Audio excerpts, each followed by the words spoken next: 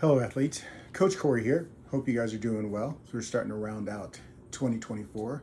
You guys are already starting to make your fitness plans for 2025. But today, as we're coming up on the holiday gift giving season, I wanted to discuss fitness trackers, aka wearables, because I think that tends to be an effective actually gift for either loved ones or ourselves.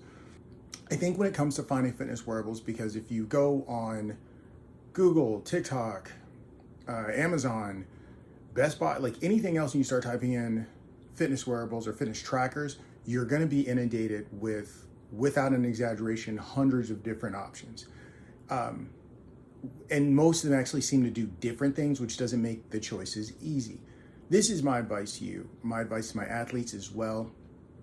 One of the things, and I say this showing you the ones that I'm wearing, I have the Amazfit Cheetah Pro watch and the Amazfit Helio ring. They actually work together. So the neat thing is, like if I'm charging one, I wear the other and it still continues tracking without me having to like lose any information.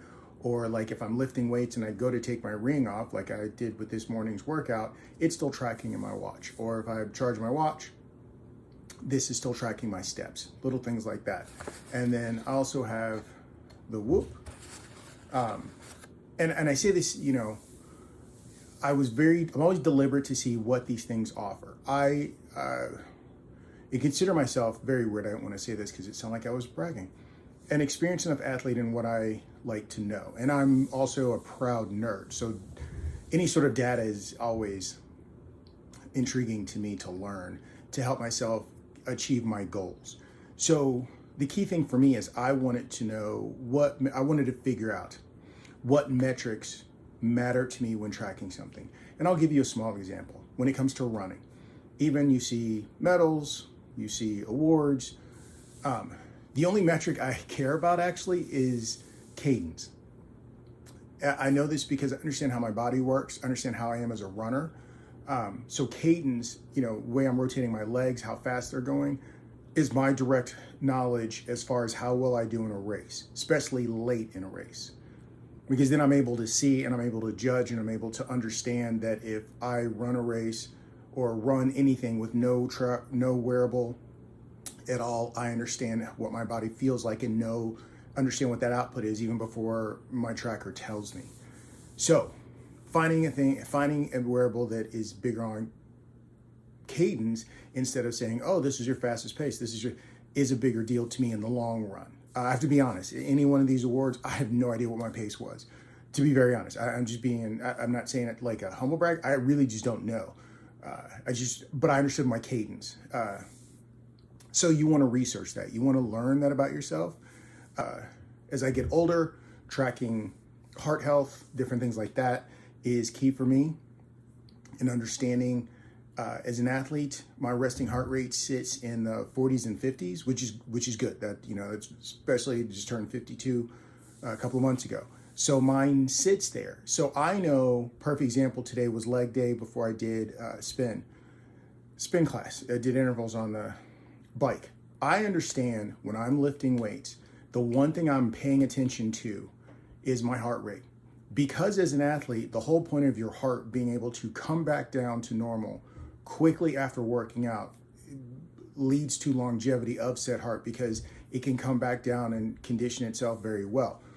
That being said, I know when I'm lifting weights, I don't take more than 30 seconds between sets because my heart rate will jump down and I'll never actually be doing any benefit to my body. If I keep my heart rate up, aka almost like a HIIT workout, I'm gonna burn calories and provide and make muscle and keep that lean muscle mass. And that's what I want. So I'm very particular in looking at the time.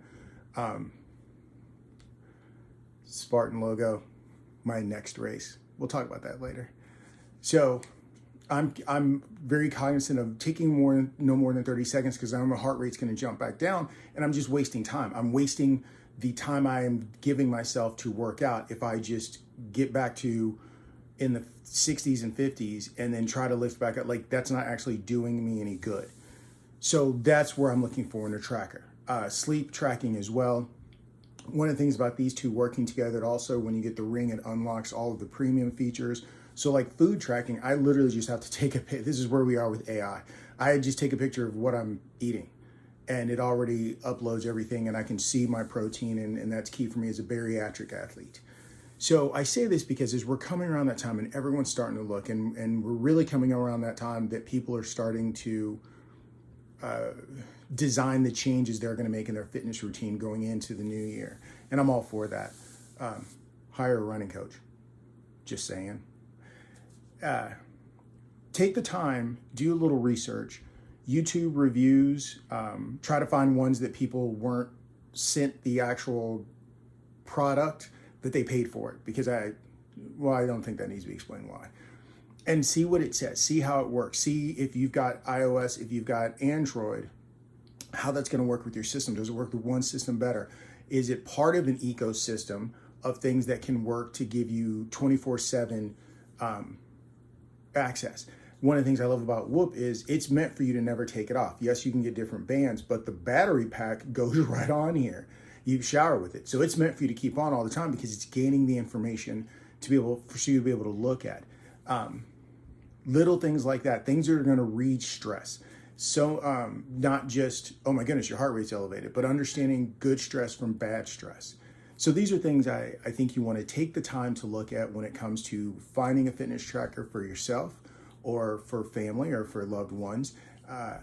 And you know, something which is always nice is you get so many things now that have teams.